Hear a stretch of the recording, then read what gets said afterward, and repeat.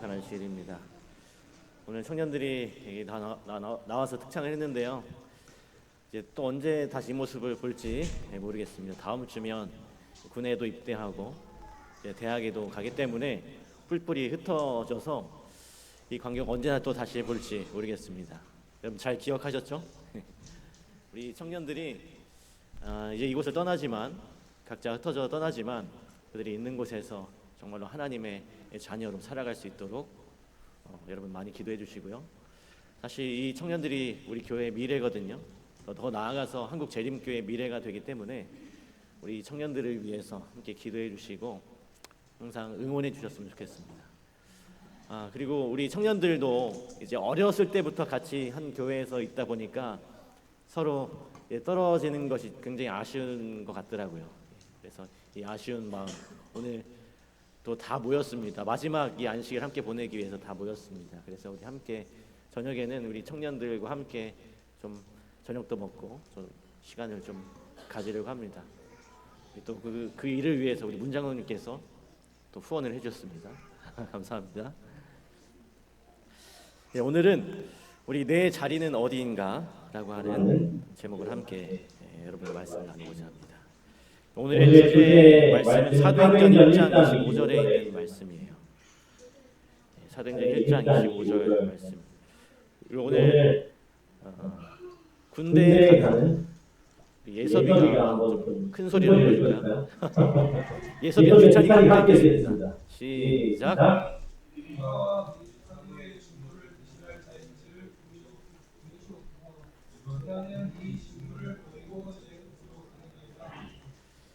봉사와 및 사도의 직무를 대신할 자인지를 보이시옵소서. 유다는 이 직무를 버리고 제 곳으로 갔나이다. 여러분 심리적 관성이라고 하는 것이 있는데요. 이 심리적 관성이라고 하는 게 굉장히 참 무서운 것입니다. 여러분 이 관성의 법칙 아시죠? 관성의 법칙은 이 물체의 그 운동 에너지가 진행되는 방향으로 계속해서 움직이려고 하는 그 성질을 이제 관성의 법칙이라고 이야기하는데요. 예를 들면 여기 그림이 있습니다. 그림 속에 있는 것처럼 여러분들이 버스를 타고 가다 보면 이 버스와 함께 여러분들의 몸이 뭐 이곳저곳으로 여러 방향으로 빠르게 움직이죠. 근데 갑자기 버스가 급정거를 하게 되면 그럴 때 여러분의 몸이 어떻게 됩니까? 앞쪽으로 원래 이 진행하는 방향으로 갑자기 몸이 막 쏠리게 되어 있습니다. 왜 그럴까요? 이 내가 가려고 하는 이 방향으로 계속 가려고 하는 성질이 우리 몸에 있기 때문에 이것이 관성의 법칙입니다.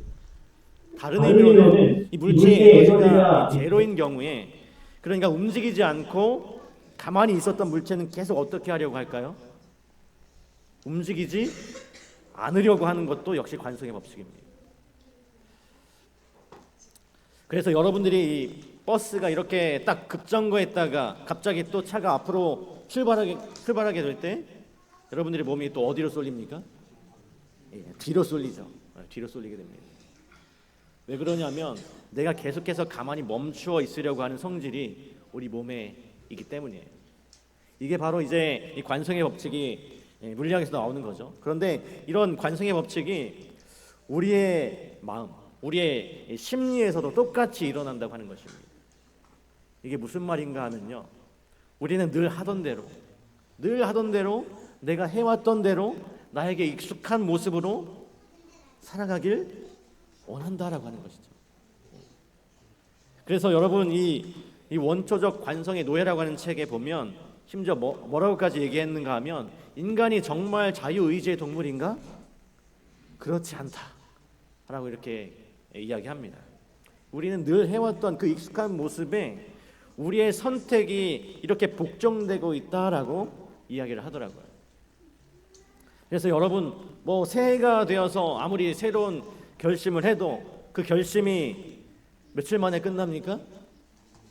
작심삼일이라고 하는 말이 있을 만큼 우리가 뭔가 새로운 모습으로 살아가려고 좀 뭔가를 좀 바꾸려고 노력하지만 그게 잘 안 된다는 거예요.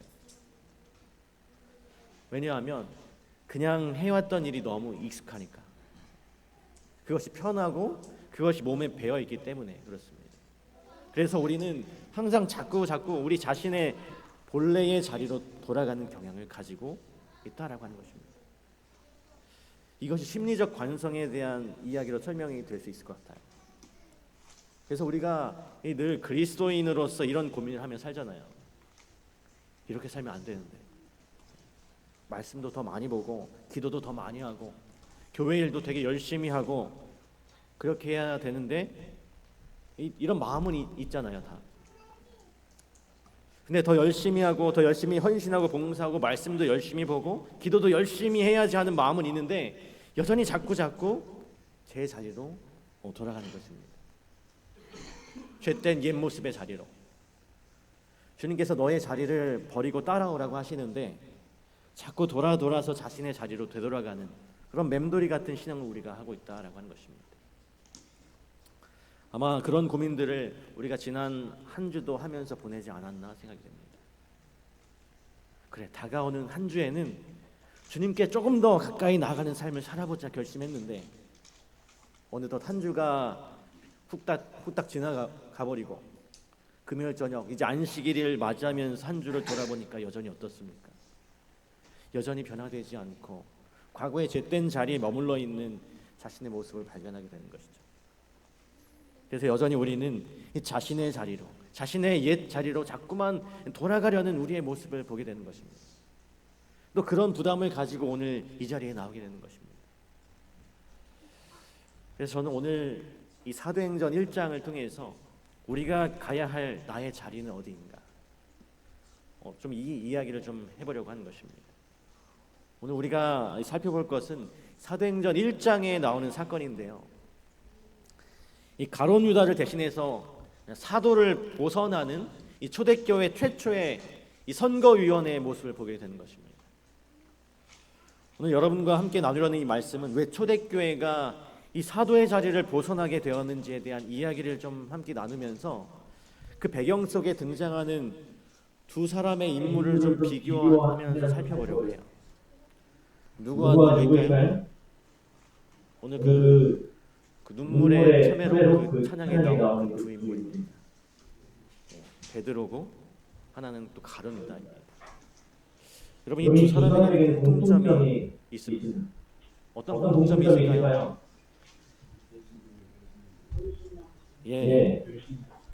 예수님 대신하긴 했지만 예수님을 따르던 제자였습니다.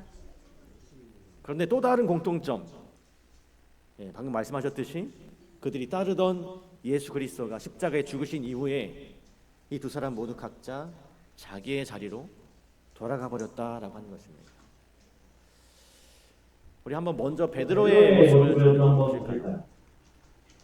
요한복음 21장 2절로 3절에 보면 이렇게 기록합니다.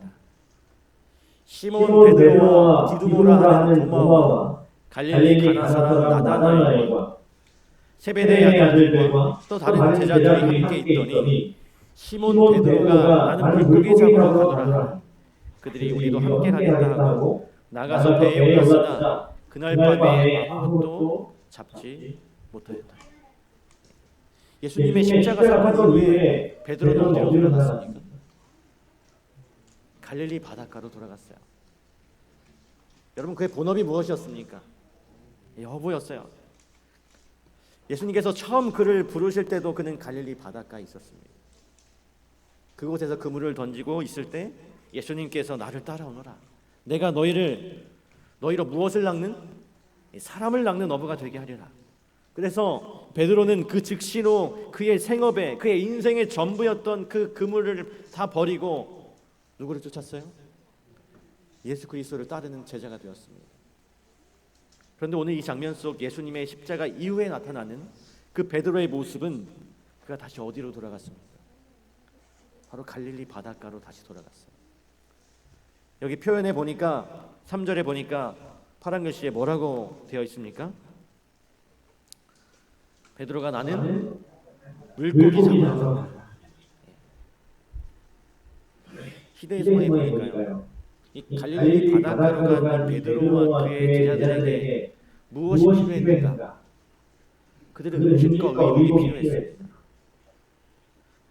거기서 설명하기를 하루 저녁만 고기를 잘 잡으면 이 모든 것이 해결될 수 있었다라고 이렇게 설명하고 있습니다. 그들이 지금 당장 삶의 현장에서 무엇이 필요했습니까? 이복과 먹을 것이 필요했어요. 그래서 그것을 해결하기 위해서 배를 띄우고 그물을 던지러 나간 것입니다. 그물을 버리고 자신의 인생을 걸었던 예수 그리스도, 그 예수님이 죽으신 이후에 베드로는 다시 그가 원래 머물렀던 갈릴리 바닷가로 다시 돌아가 버리고 말았어요. 자, 그 다음 또 다른 사람, 예수님 십자가 이후에 자기 집에 돌아가는 가룟 유다입니다. 처음에 사도행전 1장 25절의 말씀이죠. 봉사와 및 사도의 직무를 대신할 자인지를 보이시옵소서. 유다는 이 직무를 버리고 제 곳으로 갔나이다. 바로 우리가 살펴보는 이 오늘의 사건, 초대교회 최초의 선거위원회 사도를 벗어나는 그 일을 시작하면서 설명하기를, 원래 사도였던 가룟 유다는 그 사도의 귀한 직분을 버리고 어디로 돌아갔다고 합니까? 그의 자리로, 자신의 장소로 돌아갔다고 지금 베드로가 설명하고 있는 것입니다. 여러분, 베드로가 이 가룟 유다가 예수님을 배신하고 돌아간 이 사건에 대해서 설명하기를, 이미 이 유다의 배신이 구약 성경에 예언되어 있음을 언급하면서 설명을 해요. 사도행전 1장 16절에 보니까 이렇게 기록하고 있습니다. 형제들아, 성령이 다윗의 입을 통하여 예수 잡는 자들의 길잡이가 된 유다를 가리켜 미리 말씀하신 성경이 응하였으니 마땅하도다. 지금 다윗의 입을 통하여, 이 다윗의 입을 통하여라고 말하는 이 부분은 바로 시편을 의미하는 거예요. 구약의 시편을 의미합니다. 이 시편의 말씀을 통해서 예언된 예수 그리스도를 배신할 이 유다의 사건이 이미 예언되어 있고 그것이 응하였다라고 지금 말하고 있는 것입니다. 그러면 지금 언급하고 있는 이 시편은 어디일까요? 사실 이것에 대해서 예수님께서도 미리 말씀하신 바가 있었습니다. 요한복음 13장 18절이죠. 그러나 내 떡을 먹는 자가 내게 뱀치를 들었다 한 성경을 응하게 하려는 것입니다. 나와 함께 떡을 먹는 자가 나를 대적하여 그의 발꿈치를 들었다 함이라. 이 구절에 대하여 예수님이 이미 언급을 하셨어요. 이것이 어디에 나와 있는 말씀인가 하면 시편 41편 9절에 나와 있는 것입니다. 여기에 기록하기를, 나의 신뢰하는 바, 내 떡을 먹던 나의 가까운 친구도 나를 대적하여 그 발꿈치를 들었나이다. 바로 다윗의 시편입니다. 여기 보니까 나와 함께 떡을 먹던 내 친구가 어떻게 한다고 합니까? 발꿈치를 들었다라고 합니다. 여러분, 이 발꿈치를 들었다라고 하는 말, 이 말이 무슨 뜻일까요? 그 당시에 이 가까운 사람의 배신의 행위, 그리고 나를 적대하는 자의 모습을 묘사하는 그런 관용적인 표현입니다. 발꿈치를 들었다가 왜 그런 의미일까요? 여러분, 뭐 말이든지 소나 또 양이 이 적을 대적해서 공격할 때 어떻게 합니까? 뒷발에 힘을 주고 그 뒷발을 들어서 차는 그 공격을 하잖아요. 그래서 뭐 소나 가축을 다루는 사람들은 이 말이나 소의 뒤편에 서질 않습니다.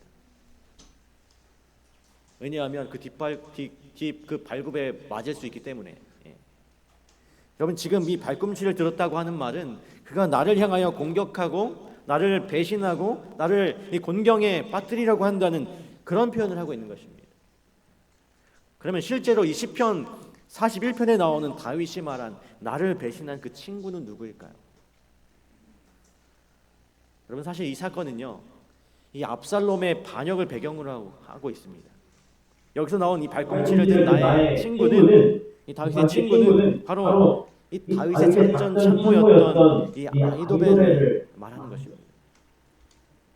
이 아히도벨이 다윗을 배신했어요. 압살롬이 반역을 일으키니까 다윗을 배신하고 이 압살롬의 편에 섰거든요. 여러분, 그런데 사실 이 아히도벨이 그렇게 할 수밖에 없었던 사연이 있습니다. 무슨 사연이 있는가 하면, 이 아히도벨은 우리가 잘 아는 밧세바의 할아버지예요. 이 사무엘하를 읽어보시면 이 밧세바의 아버지는 엘리암이라고 표현되어 있고 그 엘리암의 아버지가 이 아이도벨이라고 되어 있습니다. 자기의 소녀딸을 누가 갈취한 거예요? 다윗이 갈취했었기 때문에 이 아이도벨의 마음속에는 아마도 이 다윗에 대한 그 적대적인 마음이 있었을 거예요. 근데 마침 그때 뭐가 일어난 것입니까? 압살롬의 그 반역이 일어난 것입니다. 그러자 이 아이도벨은 다윗을 배신하고 압살롬의 편에 서게 된 것입니다. 그러니까 자기 아내의 할아버지니까 가족 관계로서도 매우 가까운 사이였죠. 그러니까 아마 이 시편의 표현 속에서처럼 아마도 같은 상에서 한 식구로 음식을 나누기도 하고 그리고 그와 함께 수많은 전쟁에서 함께했던 친구였기 때문에 아마도 이 시편 41편을 쓸 때 다윗은 매우 당황스럽고 놀라고 또 난감했을 거예요. 나의 가족이었던 사람, 나의 친구였던 그 사람이, 나와 함께 떡을 먹던 이 사람이 나를 대적하여 일어났다라고 하는 것입니다. 예수님께서는 아마 이와 같은 심정으로 말씀하셨을 거예요. 나와 함께 내 떡을 떼는 자가 나를 대적하여 발꿈치를 들 것이 그 말씀이 응하게 될 것이다. 지금 시편의 기록을 인용하면서 자기와 함께 식사하고 함께 생활하던 유다의 배신을 언급하고 있는 것입니다. 그러면서 베드로는 말하기를 이 유다가 이 사도의 직분, 이 봉사의 직분을 버리고 어디로 갔다고요? 제 곳으로 갔나이다. 자신의 곳으로, 그의 자리로 돌아갔다라고 이야기하는 것입니다. 여러분, 이 베드로는 자신의 자리, 예수님의 십자가 이후에 베드로도 자신의 자리로 돌아갔어요. 그가 돌아간 자리는 어디였어요? 갈릴리 바다. 그러면 여러분, 가룟 유다, 이 가룟 유다가 예수 그리스도를 배신한 다음에 돌아갔던 그의 자리는 어디였을까요? 그의 돌아간 자리는 어디였어요? 우리 마태복음 27장 5절로 7절에 유다의 모습이 이렇게 설명되고 있습니다. 유다가 은을 성소에 던져놓고 물러가서 스스로 몸매어 주니라. 대제사장들이 그 은을 거두며 이르되 이것은 빚값이라 성전거에 넣어둠이 옳지 않다 하고 의논하고 이것은 토기장이 밭을 사서 나그네의 묘지를 삼았으니. 베드로가 이 사도 직분을 버리고 유다가 자기의 길로 자기의 곳으로 돌아갔다고 했는데 성경의 기록에 보니까 그가 어디로 돌아갔어요? 대제사장들에게 가서 예수님을 팔아 넘긴 그 은전을 집어 던지고 그것에 대한 죄책감으로 그는 어느 한 곳에 가서 스스로 목을 메어 죽습니다. 이것에 대해서 베드로가 조금 더 덧붙여서 설명을 합니다. 사도행전 1장 19절입니다. 이 일이 예루살렘에 사는 모든 사람에게 알려져 그들의 말로는 그 밭을 아겔다마라 하니 이는 피밭이라는 뜻이라. 그러니까 지금 가룟 유다는 예수 그리스도를 배신하고 그의 귀중하게 선택받았던 사도의 직분을 버린 다음에 자신의 자리로 돌아갔다고 베드로가 이야기했는데 그가 돌아간 자리는 어떤 자리였습니까? 그는 죽음의 자리로 돌아갔던 것입니다. 여기 설명하기를 그 밭을 아겔다마, 피밭이라. 여러분, 아무런 소망이 없는 그 죽음의 자리, 그 죽음의 자리로 가룟 유다는 돌아가고 말았어요. 여러분, 사실 그 죽음의 자리는 누구의 자리일까요? 사실 우리 모두의 자리이죠. 죄인의 운명의 끝은 바로 죽을 수밖에 없는 것이기 때문입니다. 여러분, 예수님 없이 사는 인생, 예수님을 버리고 떠나간 자의 운명, 그것은 죽음뿐인 것입니다. 지금 가룟 유다가 돌아간 자리는 바로 그 죽음의 자리인 것을 우리는 이 성경을 통해서 발견하게 되는 것입니다. 지금 여기 이제 두 인물이 다 자기의 자리로 돌아갔어요. 베드로는 갈릴리 바닷가로 돌아갔고 가룟 유다는 결국 예수님 없이 사는 사람의 종착점인 죽음의 자리로 가고 말았습니다. 여러분, 혹시 밀가루, 이 탄수화물 좋아하십니까? 갑자기 뜬금없이 탄수화물 얘기를 하니까 좀 뜬금이 없죠. 저는 이 탄수화물을 참 좋아합니다. 얼마 전에 건강검진을 받고 좀 이 탄수화물을 좀 줄여야겠다라고 생각을 하는데 그것이 좀 쉽지가 않아요. 쉽지 않습니다. 이 탄수화물, 여러분 이 특별히 정제된 탄수화물은 혈당 조절에 아주 치명적이라고 합니다. 제가 한 방송을 보니까요, 한 60대 초반의 아주머니인데 이제 그분의 그 일상 생활을 스케치해 주는 겁니다. 이제 아침 식사를 아주 거하게 차려 먹어요. 그리고 이제 그분의 하루가 이렇게 나오는데 어떻게 시작되는가 하면 이 아침 식사를 먹고 남편을 출근시킨 다음에 그 다음에 뭐 이 한국 아주머니 일상이 어떻게 될까요? 주부의 일상. 이제 한국 아주머니들이 일상, 남편을 출근시키고 중요한 일상, 이 아침 드라마를 켭니다. 그리고 소파에 앉아서 이제 아침 드라마를 딱 틀어놓고 바로 조금 전에 아침 식사를 했는데 뭘 먹어요? 냉동실에서 이 가래떡을 꺼내더니 전자레인지에 돌려서 이렇게 따뜻하게 돌려서 꺼내가지고 아주 행복하게 그 가래떡을 먹으면서 이제 그 아침 드라마를 봅니다. 그러면서 그 아침 드라마가 끝나면 그 다음으로 뭐가 시작되는가 하면 이제 또 주섬주섬 이 빵을 꺼냅니다. 이 빵을 꺼내가지고 이제 그 믹스 커피를 딱 타가지고 커피와 함께 딱 빵을 먹어요. 그리고 이제 뭐 그런 일상들, 이런 일상들을 쭉 보여준 다음에 이제 병원에 가서 건강 검진을 받는 그 장면이 나옵니다. 어떻게 되었을까요? 건강 검진을 하니까 그 결과가 뭐 당뇨에, 지방간에, 고지혈증에 온갖 나쁜 건 다 들어있는 것입니다. 그리고 이제 의사 선생님이 상담을 해요. 뭐라고 이 의사가 말할까요? 뭘 바꾸라고 말할까요? 식습관을 바꾸라고 이렇게 의사가 말해줍니다. 그런데 그 이야기를 들었음에도 어때요?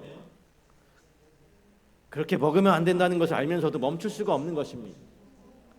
혈압약, 뭐 고지혈약, 당뇨약, 위장약 함께 먹는 약이 한 움큼인데도 근데 그렇게 약을 먹으면서도 의사가 식습관을 그렇게 바꾸라고 권면했음에도 불구하고 멈출 수가 없는 거예요.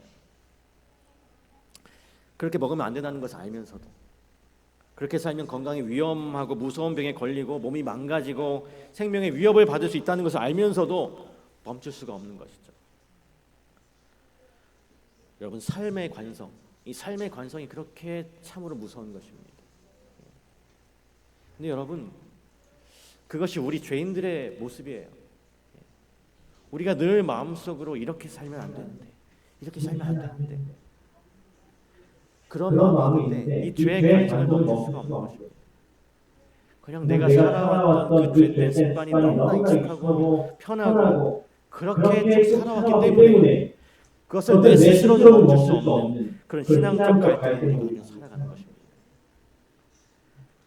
그래서 결심하고 다음 주에는 좀 더 하나님께 가까이 가는 삶을 살아보리라 결심하지만 여전히 돌아서 다시 어디로 가고 있습니까? 나의 죄된 과거의 자리로, 내 죄된 모습의 자리로 다시 돌아가고 그렇게 돌아가는 것입니다.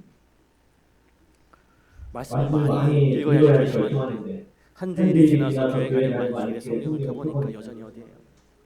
일주일 전에 펴두었던 성경의 그 자리. 기도해야지, 기도하며 살아야지. 그러나 돌아보니까 어떻습니까? 여전히 기도보다는 걱정과 근심으로 이 상황을 한탄하면서 걱정하고 있는 내 모습을 바라보게 되는 것입니다. 열심으로 교회를 섬겨야지, 더 성도들과 마음을 같이 해야지 이 생각은 있지만 1년 전 모습이나 2년 전 모습이나 10년 전 모습이나 우리들의 모습이 달라지지 않고 여전히 제자리에서 맴돌이하고 있는 우리들의 모습을 우리가 발견하게 되는 것입니다. 여전히 우리는 지난 한 주 동안도 다시금 우리의 자리로 돌아가는 우울을 범하면서 한 주를 보내지 않았는지 우리가 생각해 보게 되는 것이죠. 바로 가룟 유다가 돌아간 자리는 예수님의 제자라고 하는 그 직분을 버리고 예수님을 배반하고 그 사도의 직분을 버리고 돌아간 자리는 결국 어디였습니까? 죽음의 자리였어요. 그것이 예수님을 떠나간 자의 마지막 자리일 수밖에 없음을 우리는 이 가룟 유다를 통해서 보게 되는 것입니다. 우리가 이 예수님을 떠나서 자기 자리로 돌아갔던 이 두 사람의 모습을 봤습니다. 네, 여러분, 이 두 사람이 서로 각자 자기의 자리로 돌아가는데 이제 여기서부터 이제 하나의 차이점을 발견하게 됩니다.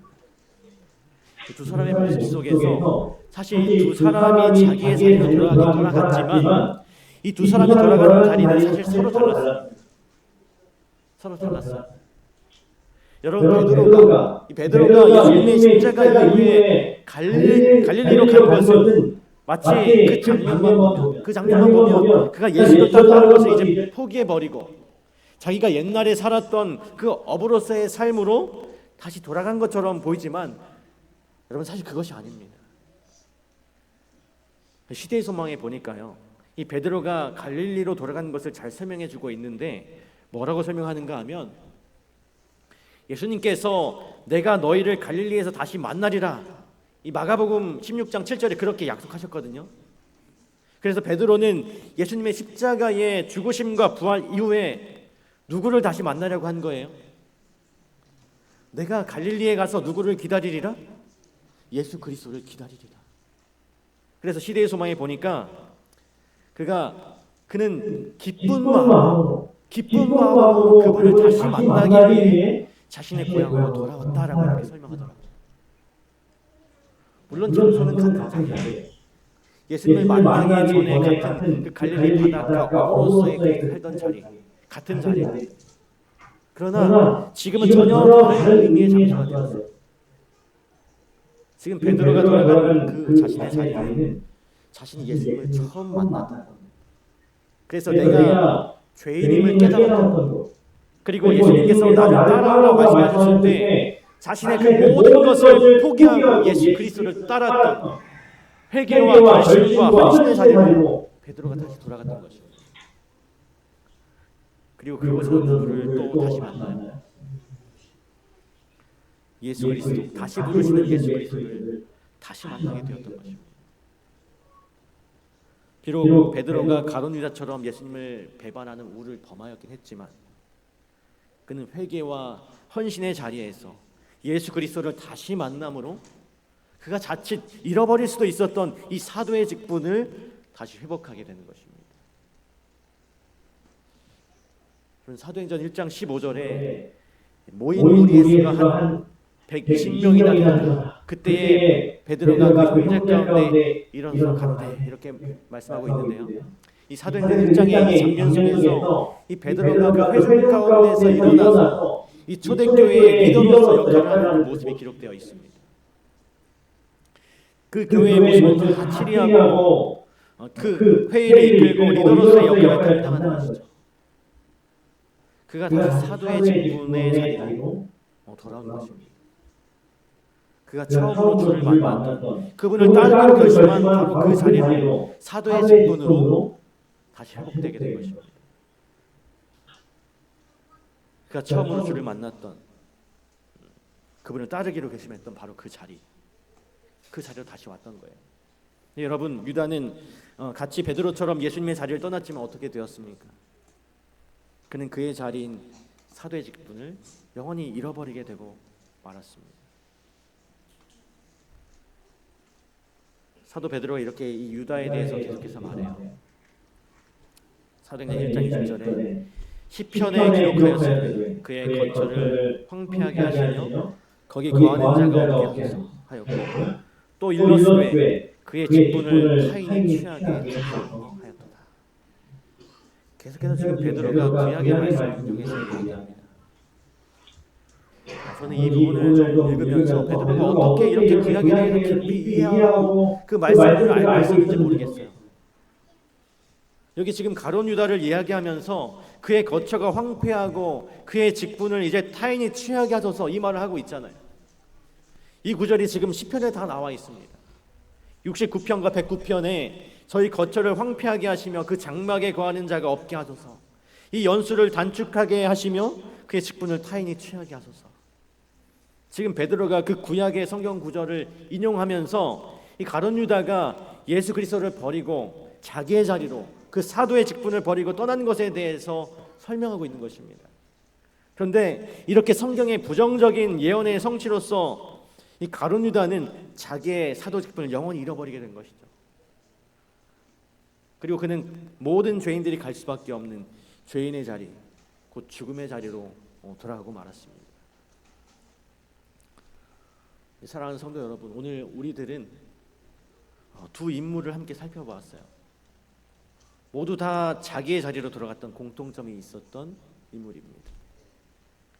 그런데 하나는 다시 사도의 자리로 돌아왔고, 또 하나는 영원히 돌아오지 못하고 죄인의 자리, 그곳에서 영원한 죽음을 맞이하고 말았습니다.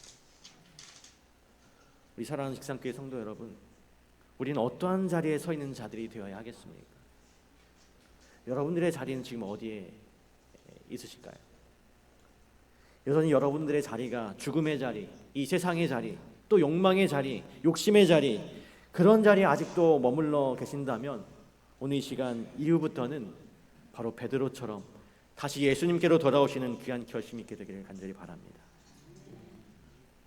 시대의 소망에 보니까요, 갈릴리에서 예수님이 나타나서 밤새 고기를 잡다 한 마리도 잡지 못한 베드로를 부르시잖아요. 그때 베드로가 어떻게 했습니까? 여기 그림에 보니까 어떻게 했습니까? 베드로가 배에서 뛰어내려서 예수님께 뛰어왔습니다. 예수님께 달려오는 것이 묘사되어 있어요. 여러분, 우리 모두도 바로 이 베드로처럼 우리의 죄된 자리, 우리의 옛 자리에서 뛰쳐나와서 예수님께로 달려나아가시는 우리 모두가 되면 정말 좋겠습니다. 여전히 이 죄의 감성이 우리의 죄된 자리에 머물도록 지금 우리를 굉장히 많이 압박하고 있을 거예요. 그러나 여러분, 오늘 우리에게 다가오는 이 한 주의 삶은 여러분의 자리가 항상 주님과 동행하는 자리가 되기를 간절히 소망합니다. 우리를 부르시는 그 귀한 직분에 부르시는 그 예수님의 부름에 응하셔서 예수님과 함께, 그분과 함께 나아가시는 저와 여러분이 되길 간절히 바라면서 오늘 말씀을 마치도록 하겠습니다. 이제는 아버지 하나님의 크신 사랑과 예수 그리스도의 크신 은혜와 성령 하나님의 크신 감동하심이 이제는 우리의 옛자리로 뛰쳐나와 예수님의 자리로 가기로 결심한 우리 직산교회 모든 가족들에게 영원히 함께하여 주시옵소서. 주 예수 그리스도의 이름으로 축원하옵나이다.